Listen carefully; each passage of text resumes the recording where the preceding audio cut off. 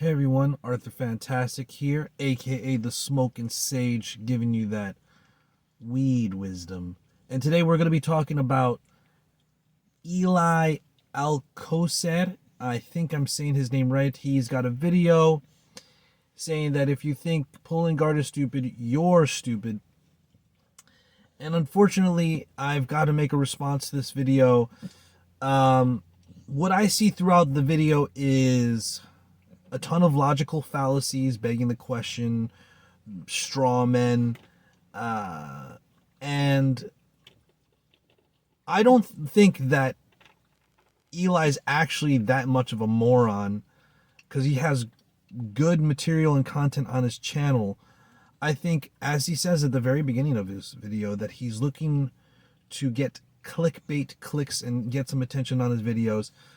But I don't think he's actually that myopic and dense. I think he's kind of very slightly hamming it up. But at its core, what he is arguing is very much a position that is ignoring what people are saying about the actual issue of quote-unquote pulling guard, which is really the issue is seated guard, butt scooting. We're going to get all into it when he gets into it throughout the video, and we're going to break it apart. I'm not sure if there's going to be one or two videos because there's so much involved here, but as we get through it, we will see that a lot of what he's saying is ignoring what is actually out there. All right, so if you think guard pulling is stupid, then you are stupid. All right, so obviously that was a little bit of clickbait. I want people to click on this, and I want them to listen, hopefully listen, and hear out the other side of this, because this is, in my opinion, this is such a stupid argument, and most people are talking all the shit about like pulling guard and how bad it is, and it's running the sport, and blah, blah, blah, blah, blah, and none of it makes any sense. It's completely illogical. I have yet to hear a good argument for why pulling guard is so bad. So we see right off the bat how much respect and consideration he's actually given to the opposing side. As I've said many times on this channel, I can understand reasons why you would pull guard. There are legitimate ways, as he talks about grips, but then he'll also talk about how, oh, well, butt scooting is the other person's fault. Okay, we'll get to that when we get to it. But making grips, wrapping someone up, pulling them into your guard, sweeping them immediately, pulling them into a sumigeshi, tomanagi, those are all legitimate techniques. And for the most part, there isn't a lot of derision on those type of moves because there are tons of times in Scrabbles where it just happens. In wrestling, it's the problem really is that people sit down to their butt, to their back, which CJI directly addressed, like supine on your back guard is totally not fucking allowed because it is the definition of not engaging. But once again, we'll discuss that more as he tries to make his points on the matter. But ultimately, he's saying that I can't see any reason why anybody would want to work on their wrestling and be better at wrestling or their stand-up grappling, where all fights begin. Oh, that's stupid. So we're going to get to his first point. He makes a lot of arguments that are basically insisting on his point of view and perspective solely because it's his viewer perspective, not because there is any legitimate backing in terms of combat sports, entertainment value, growing the sport or the art, but rather he feels as though that his pathway that he's chosen to specialize in should just be allowed to do whatever it wants and be allowed to play in that specialization. Does that really apply equally in what he's presenting across the board to other specializations? Or is he specifically just appealing to one? let's continue in the video. So first off, why do we need to wrestle? What is the argument on why wrestling in a sport of submission grappling is so important? Like, I agree there should be rules on how to pull guard. You should make contact. You shouldn't just sit down. At least give your opponent an opportunity to try to get that part of the match, try to maybe score those 2 points, or maybe injure you on the takedown and win that way, knock you out on the takedown, anything like that. I get that part. But other than that, if you legally pull guard, like, what's the problem? Let's get started. We came here to submit each other. It's a grappling match with submissions. The fight ends in submission. What's the problem with getting started faster? What's the problem with getting started without taking a chance of getting injured? Pulling guard is a skill set. You can pass people's guard instantly the moment they pull guard if they do it incorrectly. It doesn't make any sense that it's perfectly okay to play guard and no one has an issue with a guard player as long as they got taken down first. It makes no sense. This is where I begin to wonder whether or not he's really hamming it up or he's really genuinely just that dense. He's asking a question, then he goes through a cycle of basically incredulous thoughts that never really address anything that anyone on the pulling guard is dumb side is saying. I have not seen since the early days, if then, someone winning a grappling match from just slamming a person on a takedown. Sure, that speaks to the efficacy of taking down a person in a brutal and vicious way, whether it be judo, ippon, or the illegal slams of freestyle wrestling. Those are illegal. You're not allowed to just slam somebody on their head and stuff like that. But if you that were removed from the rule set, you'd be able to knock them out. And I suppose it's a point of safety and preserving the brains of athletes. But let it be known that people do get knocked out from takedowns. But what rule set is this guy talking about? Where you win by injuring them or knocking them out. Even in ADCC, if you take someone down and you slam them on their head and you knock them out, that doesn't count as a win. You can only slam out of active submissions. So I'm not really even sure what he's talking about, other than just, it seems just like a way to prejudice the mind of the viewer on like what the overall goal of a takedown is to injure somebody. I think immediately he's just not getting it. The question he asks is, why do we have to wrestle? Well, because we start standing, and most fights start standing, and because competition is meant to prepare a person for actual fighting, not to be a little game that we all play. You know what I mean? This is a sport meant to cultivate martial artists. It's a combat sport. It's about combat, actual. And we limit it to make things more safe, but not to make it a fucking performance art where we do little technical things. Like, it's not fun watching this new karate, right? Where they're like just touching each other and then someone kicks too hard, gets knocked out, and the person that gets knocked out is the gold medalist. Like, this is the type of shit that it's going to lead toward when we do shit like that. If you want to just pull guard by taking actual grips and pulling into some type of sweep, wrapping them up, trying to wrestle up, getting to the ground to initiate grappling, I can't 100% hold that against a person. And so therefore that is not what I or most people who are discussing this pulling guard situation, which is really a seated guard or butt scooting to make it more clear. And though the rules may say you have to have a grip, people will just hold a hand, sit down, and then they'll let go because they're gaming the system. They have specialized in a certain way and they're now gaming it. Why is there wrestling in submission grappling, half of grappling is wrestling. It's a significant part of it. You are ignoring it because you specialized in the guard. But the guard is just one position that, or even maybe an umbrella of positions, because there's many guards, that are favored when on the bottom. But that isn't where you want to be in Brazilian Jiu-Jitsu. It's sweep, pass, submit.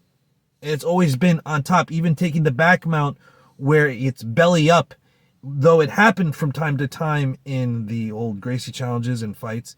Most of the time they went for a back mount where they're on top, striking from behind, and then finishing with the choke. This is the style passed down. Okay, this is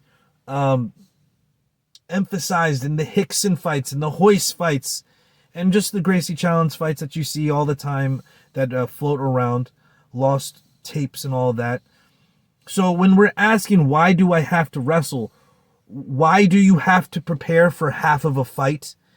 What happens if this person is also not afraid of just punching you in the face? Or you ever fucking played open guard and someone accidentally fall on your balls? What happens if somebody did that on purpose? It just kicked you in the balls. Why would you don't want to pull guard just because you're specialized? You have to do it in a particular, oh, well, if you're specialized, you would be passed in a sec. You won't be passed because there's a number of restrictions on the upper player that allows you to game the system in a position where you would normally be vulnerable at. And because you can't get kicked in the balls, you can't get kneed in the face. No, there is no fucking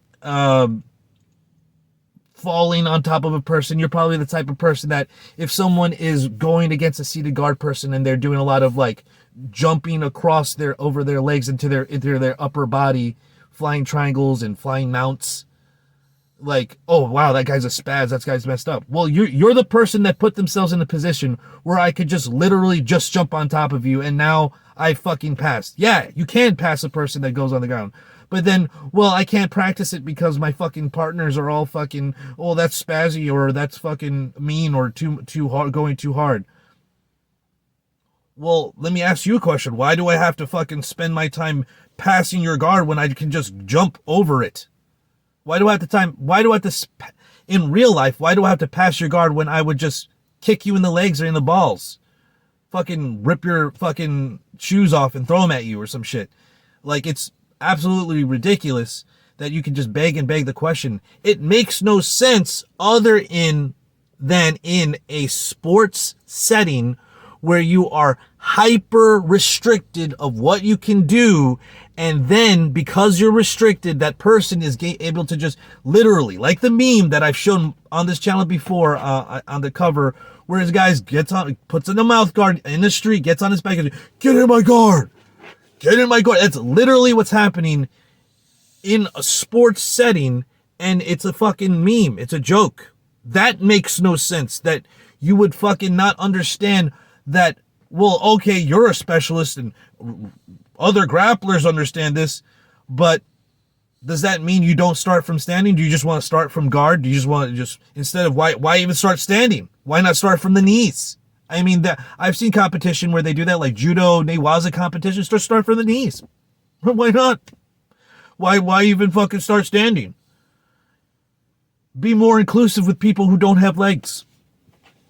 It's a fucking ridiculous standard because it's not a standard at all. It's just begging the question, why do I have to do this half of the combat that for whatever reason I don't like? It's like when you play chess, most of the time it'll be a fight over the first four spaces in the center. Because you control those, you control the board. But other people play other openers. But what happens if instead of letting them all play the openers or whatever, you just started with the normal setup of the chess pieces in that four center? People who aren't playing chess all the time but kind of understand chess would kind of understand, but they're like, why did we skip all that other stuff? Why did we skip those first two moves? Yeah, why? Why can you just sit down? Why can you just ignore that?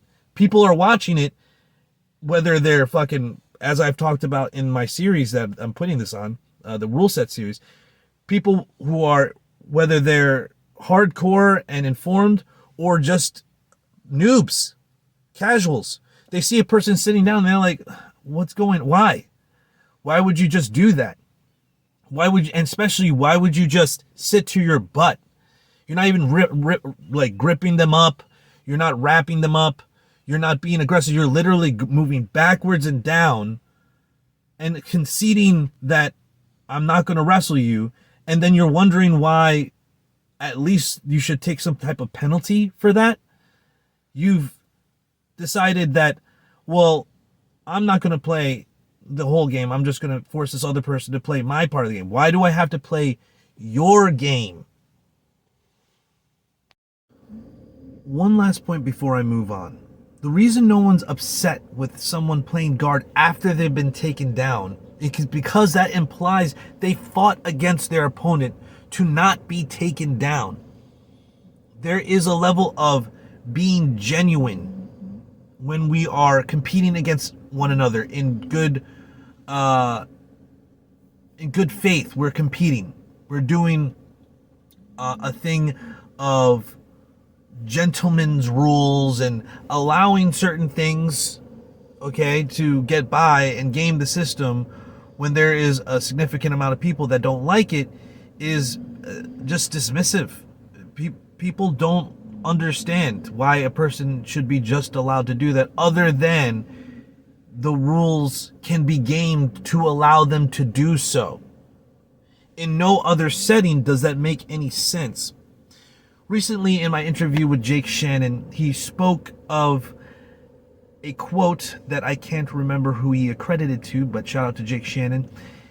And it was, the guard has a seductive quality about it, right? But he reframed it in such a way that, and I'll paraphrase, it's seductively enticing a person to be lazy. You see, the rules of sports grappling, okay, since that's what we're discussing, is, and this is where most of the criticism is coming, because it's not just coming from wrestlers or judo guys, as he tries to allude to, but it also comes from old school Gracie guys, old school grapplers, the previous generations of MMA fighters. They're all speaking this way, but I guess according to this guy, that they're all stupid. Regardless, this is an issue of what is acceptable,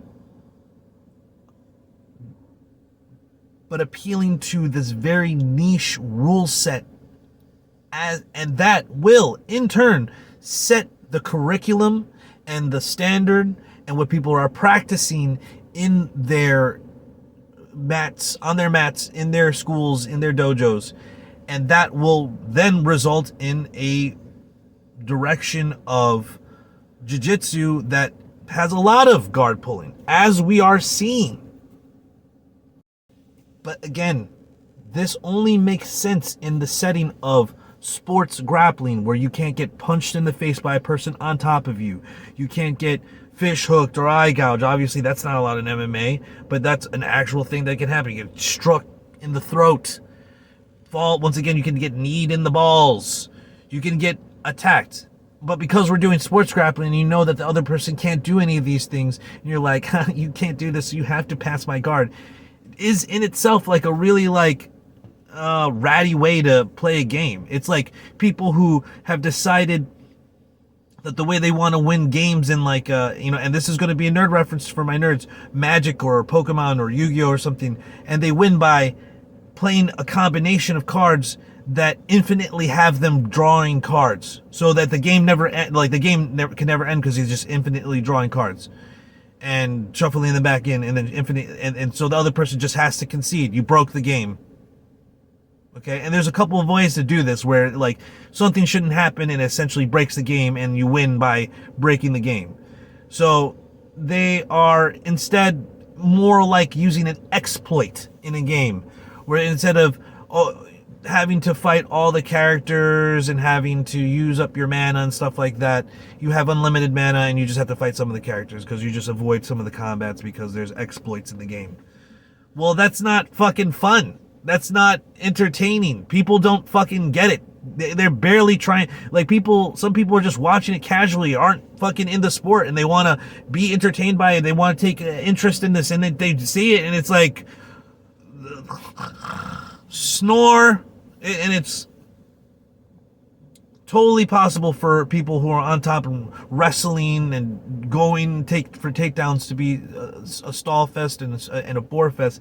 That's something that I discuss on this channel all the time, but that doesn't take away from people sitting guard is in bad faith, and that in itself makes no sense. Why do I have to play with you like that when you play that way? Why do I have to get a technical takedown and give my opponent 2 points in order for me to play guard? It makes no sense. You're literally there to grapple. So why does it matter if it's standing up or on the ground grappling? So what's the problem with getting to the ground and getting the fight over faster? Virtually 100% of fights that end in a submission end on the ground. Not because you got taken down or someone got a takedown. It's on the ground where you do the submission. I feel like he's asking questions but not actually thinking about the answers. Why does your opponent get 2 points when you pull guard and they're on top? Because you've technically taken yourself down. You've literally gone to the ground. You're penalized for that. I wish that was more prevalent. I feel like there should be more pressure on the person on the ground to be more active. And if the other person breaks contact and standing, the person on the ground needs to stand up, because that should be your natural instinct, is stand up if someone gives you enough space, not stay on the ground and hope they fucking go into your guard. It's so ridiculous. That's what's nonsense. You're going to talk about people saying that you need to wrestle is nonsense. It's nonsense that you're creating and trying to cultivate an art that literally has people sitting on their asses waiting for them to approach them, and that's how you wrap them up and then submit them. Yes, most 99% of submissions are going to be on the ground, and 99% of fights are going to start standing. What's the difference between a standing and on the ground? Do you not understand that one's standing and one's on the ground? You understand that those two different things? You don't understand that needs to be explained to you. This is where I'm saying he's being like myopic and I think purposefully, like willfully oblivious. Like he's willfully being oblivious to what the issue that people have and is discussing as an issue is. So if you concede the standing, you also have it be in your point system, and it reflects that you conceded standing, so that you concede those 2 points. Like, do you really not understand that?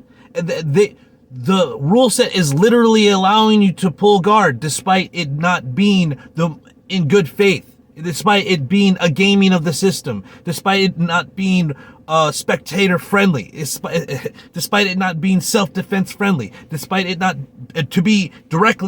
being directly against the wishes of the founders and the original Gracies, if you want to appeal to that card. Like, I'm not sure if you really want to understand the other side. It just seems to me that you're like begging the question, not even thinking about it, and then, well, the fights end on the submissions end on the ground. Yes, of course. What does that mean? You skip that one portion? Because if you skip that one portion in competition, you'll skip that one portion in training. And so now you'll have all these people that don't know how to wrestle. Oh wait, is that exactly what's happening? So now the higher levels of people, they're all working on standing up in their wrestling.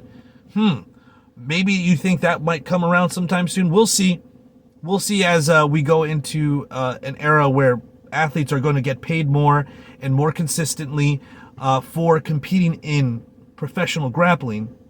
We'll see how this is my specialty. Why am I not allowed to play my specialty exactly the way I want it? I don't want to be at all regulated on how I pull guard and how I play my guard game. How dare you?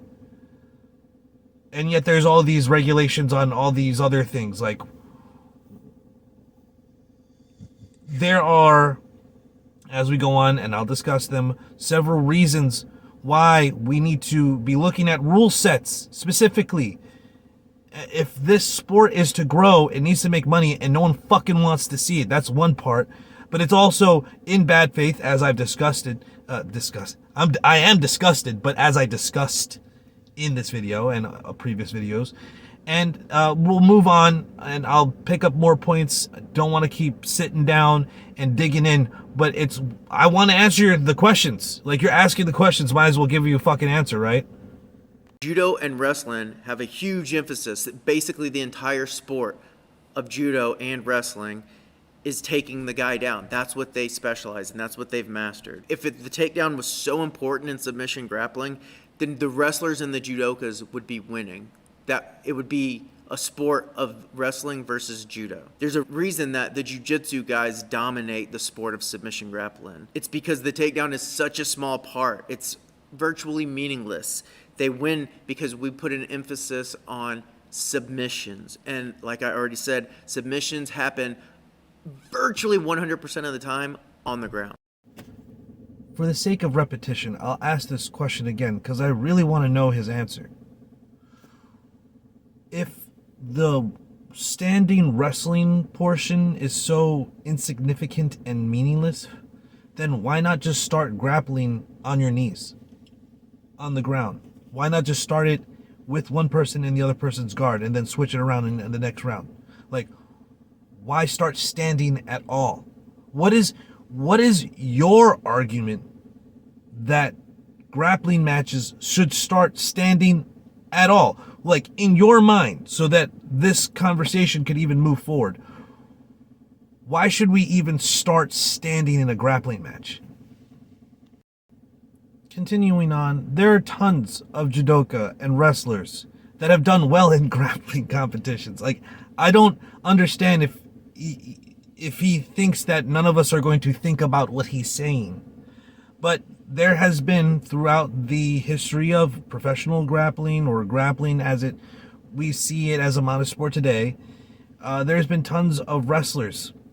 Okay, there's tons of grapplers that are shuto, which are catch wrestling based, and fighters from Japan that have way more catch wrestling basis. And then there's autodidacts like Bas Rutten, who just got a training partner and put each other in submission holds and just figured ways to get out and how to use it, and read books. Like, I think he talked about Gene LaBelle's book, who is also a catch wrestler. Interesting enough, he also trained in the Pancrase Dojo, which is a shoot fighting or catch as catch can wrestling dojo. This is all to say that there were wrestlers that did well in grappling competitions because they wrestled. And that some of them, not all of them, were also training BJJ, but some of them, like I said, the catch wrestlers, they did fine. You know, you got people that did this type of martial arts and others that did both and are mixing the styles. How does that actually make any point other than a way to deride wrestlers in judo and just try to present BJJ as superior? In terms of the grappling aspect, the thing that he gets wrong is that wrestling and judo is not just about taking people down. It's about taking them down and holding them there, pinning them there. There's the pin both in wrestling and judo. Obviously, the ippon being a differentiating factor where if you just hit somebody, or rather if you hit somebody with the earth, I was going to say, if you throw them and they land flat on their back, that's an ippon and that automatically wins the match. But there's also newaza, which is grappling portions where there's arm bars, and we see not only their success in grappling but in MMA. So there's money in wrestling, there's money in judo if you are competing at the high levels, and there's money in MMA, which is where a lot of these top athletes will go. And not until recently has there been any money in fucking professional grappling, other than for the ability to do seminars, for prestige, helps with, looks good on the resume when you open a school. Some people just like the competition also, but it wasn't a paying well competition, okay? And the reason we didn't see many of those athletes come into our sport is because they're too busy making fucking money on the sports they're actually in. So don't get it twisted. When high level wrestlers and judoka come to grappling, they do well, okay? And depending on the rule set, they'll do better than others. And if you can game the system and avoid their... Is that a fucking fly? And you can avoid their game because it allows you just to hold them and then sit down, and now I don't have to hold you anymore. Now you have to pass my guard. Why? Why is that acceptable, but forcing a person to stay standing? Again, like, what's your reasoning that we even start standing in the first place? Maybe that's where we're at an impasse. Maybe you don't even see a reason to start standing at all. Like, and that's your right. You have the right to your opinion. You know what I mean? But objectively speaking, it's not entertaining anyone. It's not making any money. And many people who even fucking do the art aren't finding it very fucking watchable. Like, they're like, oh wow, so we fucking smell the farts of the oh wow, but it's not fucking entertaining. Damn.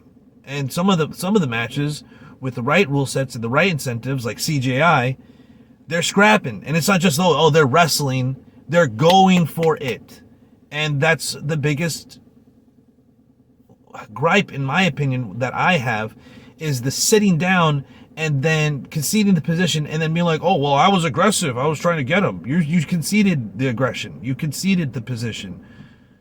You are now at a disadvantage, but you trust your game so much to throw up a submission or sweep. Then I respect that. But you don't get to then also say, well, I was also being aggressive while doing non-aggressive things. I'm hammering this home, but I'm going to let this continue because I'll hammer it again in a moment. We learned way back in 1993 with the first ever UFC, and many, many times since then, that when it comes to submitting your opponent, jiu-jitsu is the best sport or the best art for that. If the takedown was what really won the fight and was so important, then those early UFCs, when it was pure sport versus or pure art versus pure art, then judo and or wrestling would have won. And then you can even make the argument now, some people will try to make the argument like, oh, well, wrestling is dominating now, blah, blah, blah, blah, blah. What happened in the beginning when wrestlers knew no jiu-jitsu? They got submitted. So what did they do? They learned anti-jiu-jitsu. They learned how to shut it down to a certain degree. So what did they do? They learned jiu-jitsu. Their wrestling didn't win. The wrestling helped them win after they learned some basic jiu-jitsu. I don't know what just happened, but all of a sudden that segment became pulling guard isn't stupid to jiu-jitsu supremacy. Like, what the fuck just happened? He's now insisting that pulling guard and what we all had the problem with is the seated butt scooting, the seated butt scooting sitting guard bullshit. That's not what you're addressing, my guy. Like, he's just continuing this from the last segment about making it about wrestling, judo versus jiu-jitsu. Why? Let me tell you what happened that you're not including, because you're leaving a whole bunch of history out. Because there was a time where Hoist couldn't take down his opponent It was Kazushi Sakuraba. And someone was trying to tell me that maybe, I read an article actually, that he is one of the early sprawling brawlers. You look at the fight with Hoist, he's sprawling on him. He's countering his takedowns, and then he's brawling with him, which is interesting enough, though maybe off topic, but I did touch on this on a recent video with Chuck Liddell and his role in the early days pioneering the style of sprawl and brawl. Needless to say that they had to work on their wrestling. Well, now that they weren't working to get their takedowns and pulling guard wasn't enough, and they had to start working on their wrestling and their anti-wrestling. Oh, so does that make them more superior? Or is it the hybridization of arts, because putting together what works is what is necessary when we are actually taking actual combat into account? Now, while begging this question about what happened in MMA, he's going to also then deride the idea of talking about self-defense and street fights in another breath down the line in this video. Needless to say, wrestlers who then learned a little bit of anti-jiu-jitsu, or even jiu-jitsu in some cases, then became the dominant force and still are to this day, and represent the majority, the overwhelming majority of champions compared to all other arts. So are we going to say, oh, well, are we going to then imply wrestler dominance? I think that wrestlers are dominant, and that everybody should learn wrestling, and that there is wrestling in every art. Brazilian Jiu-Jitsu is originally judo, Kodokan judo, passed on by a man who also did catch wrestling in Mitsumaeda, and credit Kimura, who was also a catch wrestler and professional wrestler, in addition to being a Kodokan judoka. Needless to say, I'm going a little bit off topic, but when we get to the modern era and there are dominant wrestlers who have learned a little bit of jiu-jitsu and able to decide where the match takes place, and then with the addition of strikes, we all know that being on the bottom is not where you want to be, and you need to control a person, sweep them. You don't want to stay on bottom and absorb blows. You need to break down their posture. We all learned these things. We are now allowing in sports jiu-jitsu competition, which again will result in how we train in the curriculums, because we want to train for that competition, is allowing that concession to let a person without any controls. Oh, I hold you for a second, I let go, and I'm scooting. To what the heck? That's the opposite of what is intended. The entire idea of this, all of a sudden, jiu-jitsu's supreme, so we have to allow what jiu-jitsu says, is a weird appeal to authority. So it's also a fallacy. It's multiple things going on here. I'm not sure if he really thought about his video before he recorded it. So I had to watch it back and realize what he's saying doesn't even make any sense. It's just this weird rant he goes on, talking about the early days. Well, the early days of MMA, or free fighting, or freestyle fighting, or no holds bar, there was luta livre rivaling BJJ. How could you rival someone if there isn't any contention or competition between the two? You could even go take it back further, when the Gracies were jumping catch wrestlers and breaking their arms with fucking pipes and chains, not in the ring, because they got beaten by them in the ring. That's an interesting story to go back to too. Are we going to just ignore everything and just give you this mainstream narrative that they wrote so they could sell UFC to the people? Like, let's have an actual historical conversation if we're going to talk about history.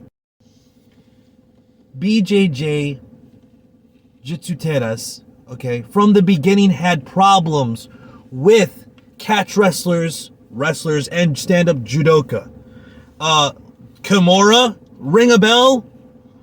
This continued on throughout the luta livre rivalry, Sakuraba, and other wrestlers that were just able to nullify their game with their style. Now, when you discuss amateur wrestlers, not catch wrestlers, you start discuss amateur wrestlers who have no idea about anything involving grappling, as opposed to catch wrestlers who notoriously gave them a hard time because they also actually knew submissions and grappling, as well as sometimes sambo. And once again, judo has a ground game, and they also did a good job of at least giving a rivalry and competition to BJJ players as well. When you're talking about amateur wrestlers, which is amateur catch wrestling, you were talking about people that don't know the grappling portion. So then you say, oh, well, then they learn anti-jiu-jitsu, whatever that is. Maybe that's catch wrestling. Maybe that's other types of grappling, or maybe another style of jiu-jitsu, which is anti-jiu-jitsu. Not really sure. Or they learn jiu-jitsu, then they became dominant. What does that say about wrestling? Why does a stand-up takedown matter? Because it decides where the battle is going to take. And you're taking this very pedantic, trite recreation of history to make a non sequitur point, which is, oh, they learned jiu-jitsu. Wrestlers learn jiu-jitsu. Okay. Yeah, and jiu-jitsu tera also learned wrestling or judo. I mean, it's literally a form of judo. So it's very crazy to even try to make this point in the first place. It's just nonsense. Why is he even saying it? What's the point? Other than, once again, to prejudice the mind of the viewer to then approach whatever he's saying from his perspective, which isn't necessarily accurate, or at least fully in context of what happened. Okay, so just to recap this point, okay, once again, yes, some wrestlers who were amateur wrestlers had to learn jiu-jitsu, and then they became the dominant, overwhelmingly dominant force in MMA. Before that, though, there was already wrestling-based styles. Lucha Libre has a lineage from catch wrestling, as well as catch wrestling itself, and judo rivalries in the beginning. So we're just going to ignore all that and just sweep that to the side and be like, oh, jiu-jitsu won. Did they? Did they win? And then just like subsequent or consecutive to that fucking, not consecutive, simultaneous to that argument is there's Josh Barnett, who is a catch wrestler and a champion, and he's winning when he's in competition. There is Sakuraba. There's Kiyoshi Tamura. There's Ikuhisa Manoa. I mean, they're not winning against everyone, but at least if you look at Sakuraba, he's beating the Gracies. All of them. He's the Gracie Hunter, the IQ wrestler. This isn't some thing that he was just selling as some type of gimmick. He literally beat them all. Except Hickson, who didn't actually take up that challenge for whatever reason. Might have been too late for his career, or maybe he didn't like the rules. Whatever it is, Hickson's still a legend. You know what I mean? The Gracies are still a legend. They still have a good style. But ultimately, what the fuck did any of that have to do with having to agree and accept people sitting to guard or pulling guard, as you're framing it? But we all know we're talking about people sitting to their ass and then scooting. They'll make a grip and then just sit. They won't try to sweep. They won't try to wrap them up or have any type of control. They'll literally sit to the ground right in front of their knee, so they could be kneed in the face, but they can't because the rules won't allow it. Ha ha ha. What does wrestlers learning jiu-jitsu have to do with accepting guard pulling? Nothing. It's just this non sequitur point that I have to respond to and also correct, because it's not historically accurate. And it's like, oh, you want this guy in the end calls to be challenged, and so I want to be convinced. He doesn't sound like he wants to be convinced. We started off with showing that he didn't even consider, by his own words, he doesn't care. He thinks it's all stupid that anybody that would argue against it. That's the beginning of understanding how everything he's saying is from his self-centered point of view. Everything is jujitsu centric. He's even like telling on himself, "Oh, look how jujitsu centric I am. I think that you need jujitsu. There's no what catch wrestling. What's that? Sambo. What's that? They never won anything. Oh wait, Fedor Emelianenko, the greatest fucking MMA fighter of all time, was a samboist. Well, okay. One of the greatest. Oh, who's the greatest now? I don't know. Anyway, I'm drawing this first quarter, if need be, of this video series to a close, and I'm ending with this segment because it's wrapping around like 45 minutes. I don't really want to go above that. I didn't want to go above 40, and it's also just a good place to end, to be like, what is he talking about? Like, so far, he's been begging the question. Everything he's asking is just like only seeing it from his own point of view as a jiu-jitsu talent, as a BJJ player, as a person who has a jiu-jitsu centric view of grappling, as if all grappling is jiu-jitsu. He's like, why do we need to be standing in a jiu-jitsu submission grappling match? Or why does it have to be wrestling? Because you start standing up. And the standing portion of grappling is also grappling. Sitting down isn't grappling, it's sitting down and saying, well, you have to engage me and grapple me when I sit down. That's a ridiculous statement. And it wouldn't happen in any other situation other than under the rules that you have to compete with me, and you can't hit me and do all these other things because the rules say you can't. We'll continue on in the next video and point by point continue to address what he's saying and its accuracy, and if it's actually reflecting another side or if it's just straw manning a logical fallacy, and then begging the question against the straw man, you know what I mean, and then never actually trying to think about what that question the answer might actually be. It's worth discussing, and I'm glad that we're having this discussion.